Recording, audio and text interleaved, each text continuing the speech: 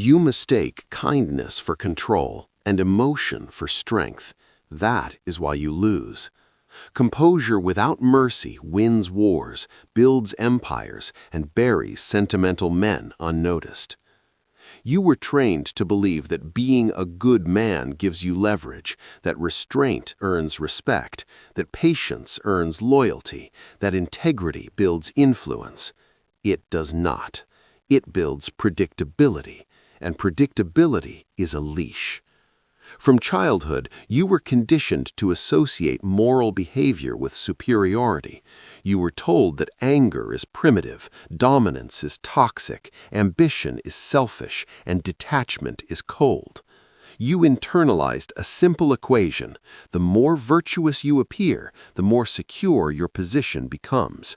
But power does not operate on virtue, it operates on leverage. Morality is a public performance system. It stabilizes groups, it lowers conflict, it keeps emotional men obedient. When you signal goodness, you signal compliance. You signal that you will not destabilize the hierarchy. You signal that you are safe to exploit. This is the first fracture in your identity. The world does not reward good men. It tolerates them, it uses them, it leans on them, and when necessary, it replaces them. Moral superiority feels powerful because it gives you internal comfort. You feel righteous, you feel elevated, you feel justified. But those feelings are chemical, they are not strategic. Righteousness is emotional indulgence disguised as principle. Look at your conflicts. When someone disrespects you, your instinct is to argue your moral case, to prove you were right, to demonstrate fairness. You seek validation, not dominance. You want acknowledgement, not leverage. And while you argue morality, someone else is calculating outcome. This is the calculus you were never taught. Power belongs to the man who controls himself more than he controls others. A ruthless man who remains composed can endure insult without flinching. He can absorb hostility without reacting. He can watch betrayal unfold and say nothing because he is measuring, not feeling. You, on the other hand, were trained to react. Reaction exposes position. It reveals values. It exposes pressure points. When you react emotionally, you broadcast what matters to you, and what matters to you becomes the lever used against you. This is why moral men are predictable. They forgive too soon. They explain too much. They defend themselves unnecessarily. They give second chances based on ideals instead of evidence. They believe fairness is reciprocal. It is not. Human beings respond to incentives and consequences, not moral arguments. When there is no consequence, behavior repeats. When there is emotional availability, it is consumed. When there is visible attachment, it is tested. Moral superiority convinces you that restraint equals strength, but most of the time your restraint is fear of disapproval disguised as principle. You do not stay calm because you are disciplined. You stay calm because you fear being seen as aggressive. You do not forgive because you are sovereign. You forgive because you fear being alone. That is not morality. That is dependency. And dependency erodes authority. The illusion of moral superiority keeps you competing for approval instead of position. It keeps you explaining instead of observing. It keeps you defending yourself instead of recalibrating. Consider this: the most dangerous individuals are not loud, not cruel, not explosive. They are measured. They are emotionally neutral. They reveal nothing. They do not need to prove they are good. They do not need to prove they are right. They need only one thing: control over themselves. Moral identity is fragile because it depends on external recognition. If no one acknowledges your goodness, you feel invisible. If someone questions your integrity, you feel attacked. If someone rejects your loyalty, you feel betrayed. Your emotional state becomes outsourced. Ruthless composure is different. It does not require recognition. It does not need applause. It does not seek validation. It is internal sovereignty. And sovereignty begins where moral vanity dies. You were taught that being feared is wrong, but fear creates boundaries. You were taught that detachment is cruel, but detachment protects leverage. You were taught that emotion proves humanity, but uncontrolled emotion proves vulnerability. This chapter is not about abandoning morality entirely. It is about understanding its strategic cost. When you prioritize being seen as good, you sacrifice the option to be unpredictable. When you cling to moral consistency, you become strategically transparent. When you defend your virtue, you expose your weaknesses. The illusion must collapse. You are not powerful because you are good. You are powerful when you can choose whether to be good and remain unmoved either way. That choice requires composure without sentiment. And that is where the calculus begins. Ruthless composure is not the absence of emotion. It is the domination of it. Most men misunderstand calm. They think it means passivity. They think it means softness. They think it means spiritual maturity. It does not. True composure is controlled aggression under restraint. It is the ability to feel anger, insult, desire, envy, and reveal none of it. It is pressure contained behind a sealed surface. The difference between a reactive man and a sovereign man is not emotion, it is exposure. The reactive man leaks. His face tightens when challenged. His tone shifts when disrespected. His posture collapses when excluded. His nervous system broadcasts weakness in real time. And human beings are predatory by instinct. They scan for micro-reactions. They test for tremors. They push where there is visible sensitivity. They do not consciously plan this. It is evolutionary. Ruthless composure interrupts this scanning process. When there is no visible reaction, the aggressor loses data. No flinch, no defense, no explanation, just stillness. Stillness creates psychological imbalance in the opponent. When someone attacks you and you do not respond emotionally, they experience uncertainty. Their nervous system expects retaliation or collapse. When neither happens, doubt emerges. Doubt weakens initiative. This is the first mechanism, emotional opacity. You do not reward provocation with reaction. You do not confirm insult with defense. You do not validate hostility with outrage. You observe. Observation is not passive, it is strategic surveillance.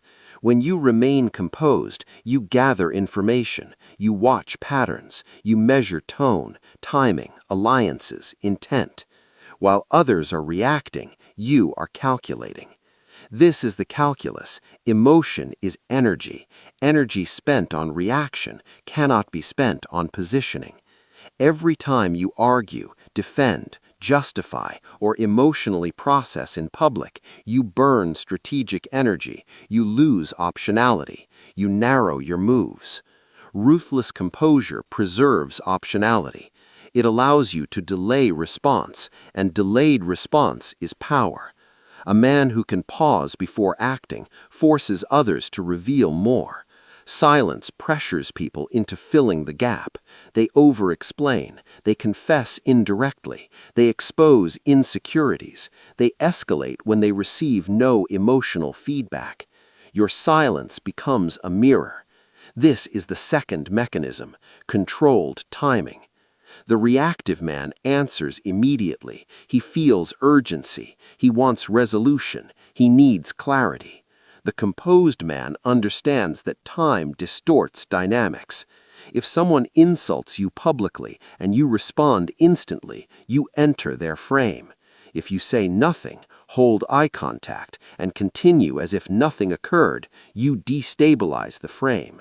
You are communicating something far more dangerous than anger: indifference. Indifference is dominance. Anger signals that you care. Indifference signals that you do not need the interaction to define you. That unsettles people more than aggression ever will. But ruthless composure has a third mechanism, selective ruthlessness. Composure without enforcement becomes weakness. Silence without consequence becomes permission. The sovereign man does not react impulsively, but when he acts decisively. No warnings, no emotional speeches, no dramatic confrontations, just consequence. He does not threaten, he adjusts access, he withdraws opportunity, he changes position, he removes investment, and he does so without visible resentment. This unpredictability creates psychological gravity. People begin to self-regulate around him. They monitor their behavior because they cannot predict his threshold. He does not announce. Every man believes he is composed. Most are not. There are only three types of men in conflict: the reactor, the pretender, and the sovereign. You are one of them, and your results expose which one. The reactor is the most common. He lives in stimulus and response. Someone challenges him, he defends. Someone ignores him, he pursues. Someone praises him, he inflates. His emotional state is externally controlled. He calls this passion. It is dependency. The reactor cannot tolerate ambiguity. Silence unsettles him. Disrespect ignites him.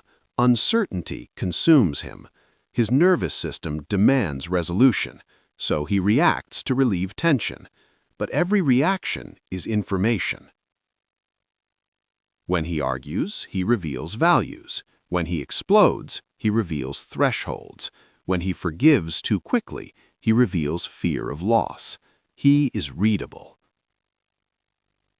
Readable men are manageable men. The reactor believes intensity equals strength. He thinks raising his voice asserts dominance. He believes immediate confrontation establishes boundaries. But aggression without control is simply emotional leakage. The reactor burns energy in every interaction. He feels powerful in the moment and powerless in the aftermath. He wins arguments and loses position. He demands respect instead of engineering it. He is predictable. Then there is the pretender. The pretender has studied composure. He has learned that reacting openly weakens him, so he performs calm. He slows his speech artificially. He forces a neutral face. He rehearses stoicism. But inside, he is shaking. His calm is brittle. It cracks under sustained pressure. He suppresses anger instead of mastering it.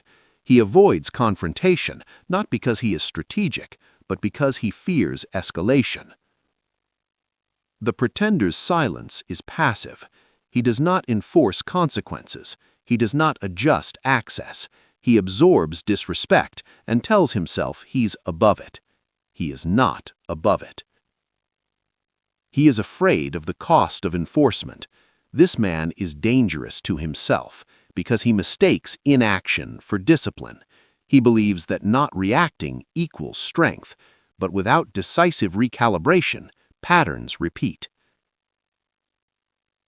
People test him repeatedly because there is no real penalty. His calm becomes permission. The pretender eventually erupts. Weeks or months of suppressed tension collapse into one emotional outburst, and in that moment, he becomes the reactor again.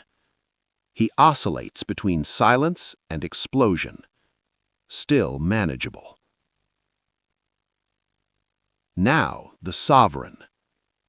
The sovereign feels everything: anger, desire, ego, pride, insult, but none of it breaches the surface without intention. He does not rush to speak. He does not rush to correct. He does not rush to prove. He watches. Observation is his first weapon. When challenged, he does not defend immediately. He assesses motive. Is this insecurity? testing, manipulation, ignorance, strategy. He categorizes before he acts. The sovereign understands something the other two do not. Most conflicts are probes. They are not attacks, they are tests. People test to locate your edge. They test to discover your emotional triggers. They test to measure your tolerance. They test to determine whether you can be moved. The reactor fails the test immediately. The pretender delays the failure. The sovereign reframes the test. When someone probes him, he does not react. He gives nothing, no visible offense, no defensive tone, no emotional spike. This forces the tester to escalate or withdraw, and escalation exposes intent. The sovereign allows others to reveal themselves fully before deciding on consequence, and when he decides, it is clean. He does not shout, he does not threaten, he shifts position. Access reduces, opportunities close, distance increases, energy redirects, quietly. He does not explain the shift. Explanation invites negotiation. Negotiation invites emotional argument. The sovereign moves without spectacle. This unpredictability creates gravity around him. People feel the boundary without seeing it. They adjust behavior instinctively because they sense consequence without drama. That is power. The reactor seeks emotional victory. The pretender seeks emotional safety.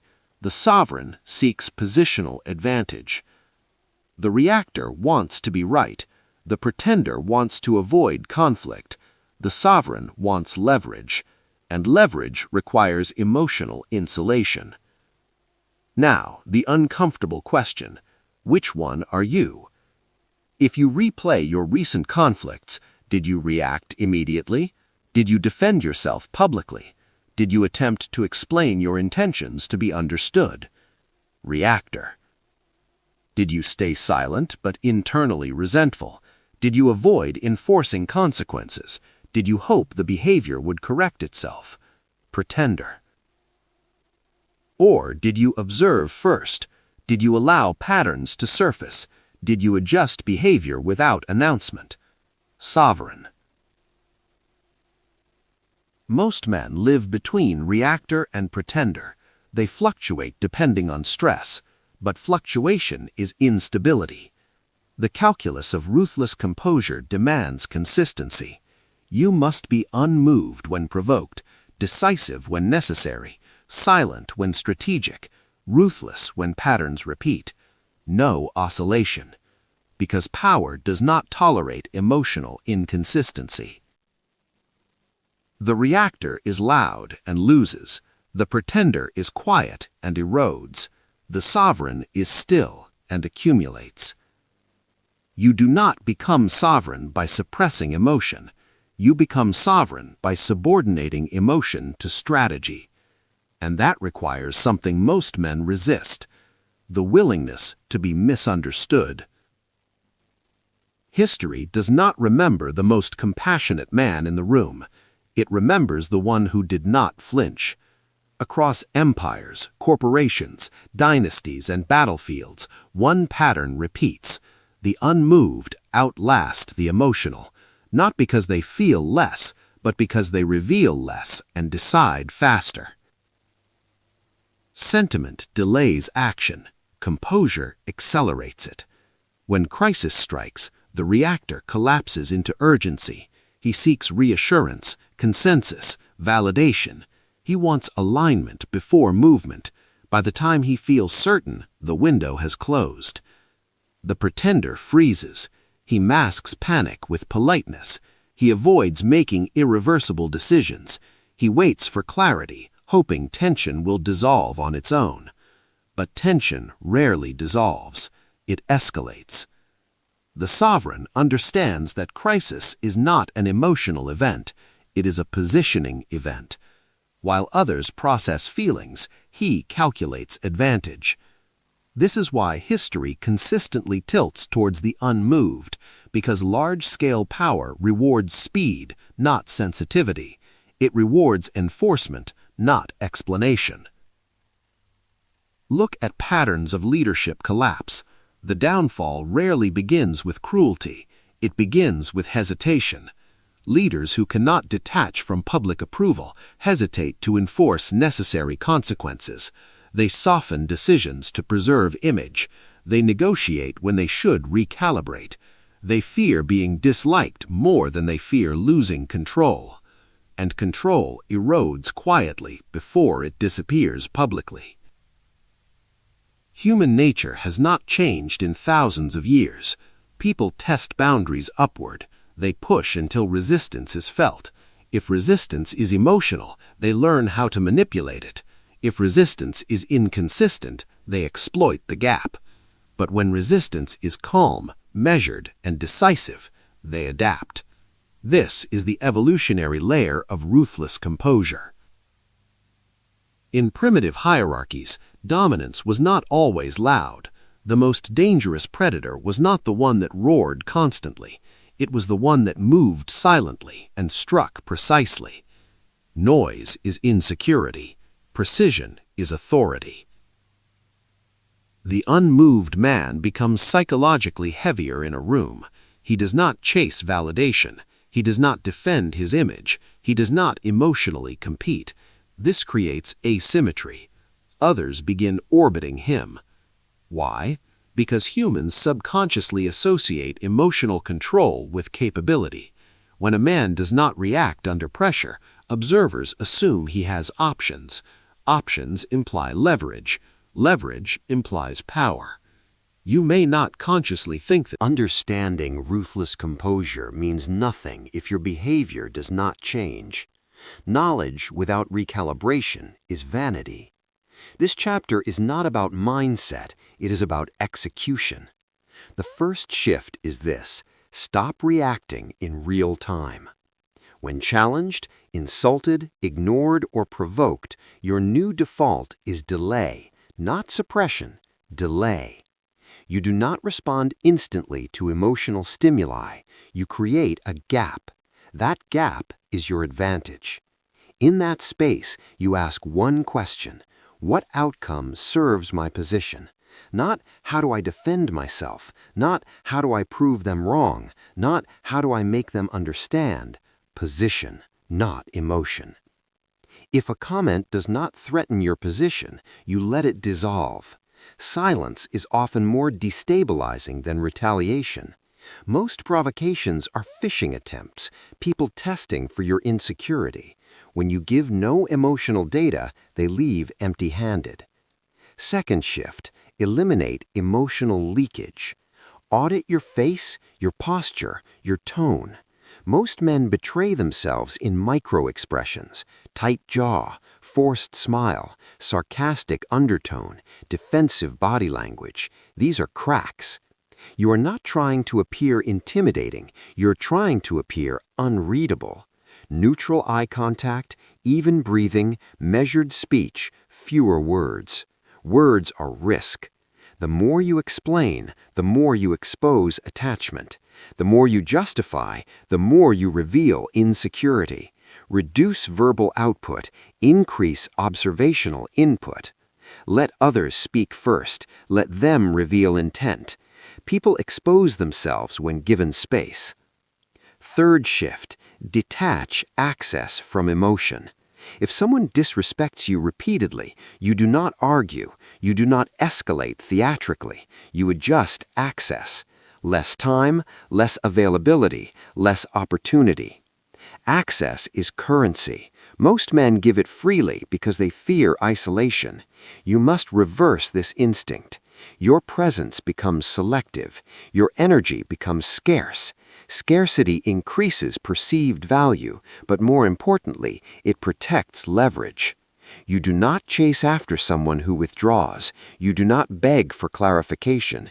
You do not pursue closure. Closure is emotional luxury. Strategic men move forward without it. Fourth shift: enforce once. When a line is crossed repeatedly, consequence must be clean and final, not dramatic, not loud, just clear. If a colleague undermines you, you stop collaborating beyond necessity. If a friend disrespects you, you reduce proximity. If a partner violates boundaries, you withdraw investment.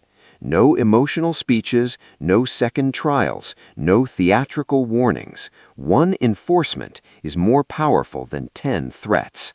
The reactor threatens constantly. The pretender never enforces. The sovereign enforces once and means it. Fifth shift, emotional self-regulation in private. Ruthless composure is not repression. If you suppress anger without processing it, it will leak. You must confront your ego in isolation. Ask yourself, why did that trigger me? What was threatened? Status? Validation? Control? When you identify the insecurity, you neutralize it. A man who understands his own vulnerabilities cannot be manipulated through them. This is internal warfare. You are not eliminating emotion, you are subordinating it. Sixth shift, become comfortable being misunderstood. When you stop explaining yourself, people will fill the silence with assumptions. Some will call you distant, some will call you arrogant, some will call you cold. Let them. Clarity for others is not your responsibility. Position is. The need to be understood is emotional dependency disguised as transparency. The composed man does not correct every narrative. He allows perception to fluctuate while he maintains stability. Seventh shift, cultivate outcome indifference. This is the most difficult recalibration. If you fear losing a person, a deal, a reputation, your behavior will betray that fear. You will overcompensate. You will compromise boundaries. You will soften enforcement. Outcome indifference is not apathy. It is preparation. You must build your life so that no single loss destabilizes you. Multiple revenue streams, multiple alliances, physical discipline, intellectual growth, strategic solitude. When your identity is diversified, you cannot be cornered. Cornered men react. Uncornered men calculate. Finally, reduce emotional theatrics entirely. No public displays of outrage, no dramatic declarations of loyalty, no visible desperation, no impulsive confessions. Calm becomes your baseline. The goal is not to appear threatening, it is to appear immovable. When others cannot predict your reaction, they tread carefully. When they cannot access your emotional state, they hesitate to test you. When they feel that consequences are quiet but inevitable, they self-regulate. This is how authority forms without noise. Surgical detachment does not make you cruel, it makes you insulated. Insulated men think clearly. Clear thinkers move precisely. Precise movements compound into long-term dominance. You are not becoming heartless, you are becoming selective. And selection is the foundation of sovereignty. The final barrier to ruthless composure is not skill, it is identity. You are still protecting an image, the good man, the loyal man, the understanding man, the reasonable man. You want to be respected, yes, but you also want to be seen as fair, moral, principled. That identity is your last vulnerability, because the need to be seen as good makes you negotiable. When someone accuses you unfairly, you rush to defend your character. When someone questions your loyalty, you overinvest to prove it. When someone doubts your intentions, you explain yourself in detail. Why? Because the good man must maintain reputation, and reputation dependency creates behavioral compromise. The death of the good man does not mean becoming evil. It means removing the need for moral applause. You stop performing virtue. You stop proving loyalty. You stop advertising integrity. You let your actions stand without narration. This is the psychological rupture. For years, you were conditioned to measure your worth through external validation, approval from women, respect from peers, praise from authority, social confirmation that you are decent. But decency without leverage becomes servitude. The good man often sacrifices position to preserve image. He tolerates subtle disrespect because reacting would seem aggressive.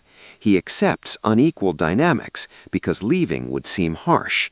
He absorbs emotional burden because refusing would seem selfish. He trades sovereignty for approval. That trade must end. Identity death begins when you become comfortable being perceived as cold. Not cruel, not chaotic, cold. Cold means you do not overreact. Cold means you do not overexplain. Cold means you do not beg for understanding. It also means you are willing to walk away without dramatic closure. Most men cannot do this. They need final conversations. They need emotional resolution. They need mutual acknowledgement. That need is attachment. The sovereign man does not require emotional symmetry. If the pattern is broken, he withdraws. If respect declines, he recalibrates. If loyalty fractures, he exits. No spectacle. The death of the good man also requires you to detach from fairness as a guaranteed return. You may act with integrity and still be betrayed. You may remain calm and still be misjudged. You may enforce boundaries and still be disliked. Accept this fully. Power does not guarantee affection. Once you internalize that being disliked is not fatal, you become harder to manipulate. Fear of rejection is one of the strongest levers used against men. It drives compliance. It drives overperformance. It drives emotional chasing. Remove that fear, and half the world loses leverage over you. Replacement identity emerges gradually. You become measured instead of expressive, strategic instead of reactive by default. You do not cut off emotion, you compartmentalize it. You can still love, but you do not cling. You can still build alliances, but you do not depend. You can still act morally, but you do not require recognition. This is controlled existence. The sovereign identity does not seek to dominate everyone. It seeks to dominate itself first, because self-dominion radiates outward naturally. People sense when a man is internally governed. They sense when he does not chase. They sense when he does not flinch under pressure. They sense when he can leave without collapsing. That man becomes difficult to corner. And when you are difficult to corner, you are difficult to control. The good man fears losing connection. The